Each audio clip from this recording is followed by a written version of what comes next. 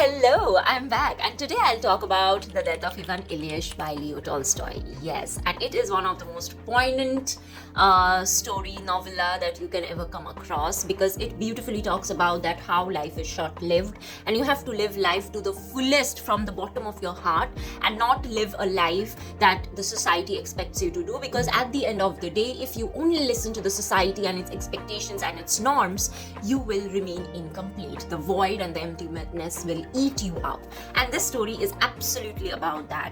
Ivan Ilyich is someone who was great in his profession, who was married to a good reputed woman, who had children, who had good furnished house, but at the end of the day, what remained incomplete?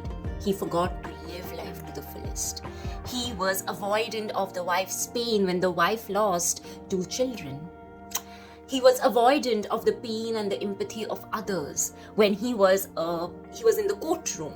So similarly, when it was his turn, when he was diagnosed with an unknown disease, mainly talked about by floating kidney or dirty gut or something like that. So when he was actually going through that, there was no one beside him. Wife really couldn't care. The wife was busy going to different shows.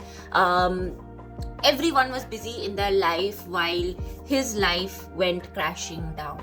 The only person that stayed empathic towards him was Jerisin, who had the life mantra of, I want to be empathetic to the people who are dying, just like I want them to be empathetic when I will be dying. So that life mantra kind of made us also understand that how it's important, one, to be compassionate, but at the same time know that life is beautiful and we have to live life and not only go with the flow of what society wants us to be solely.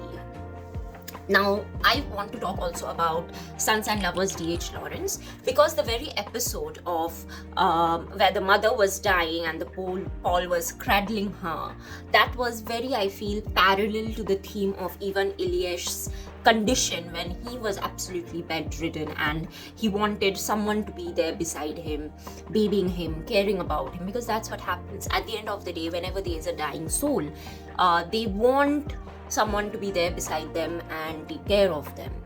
So yeah, I just wanted to have a shout out of Sons and Lovers, because I think the episode of euthanasia, which means the practice of ending a patient's life to limit the moral suffering, when that episode took place in this very book, it was very emotionally charging, and of course, like, Paul's life from then on also went crashing down, because after his mother's death, Paul was in this realization that he also has a life of his own and he has to learn to live it, which of course he couldn't, because his mother was possessive, and there was a certain aspect of Oedipus complex of Freud that we can find here. But nonetheless, the two books beautifully encapsulates the POV of death and how death can really unmask your true self and really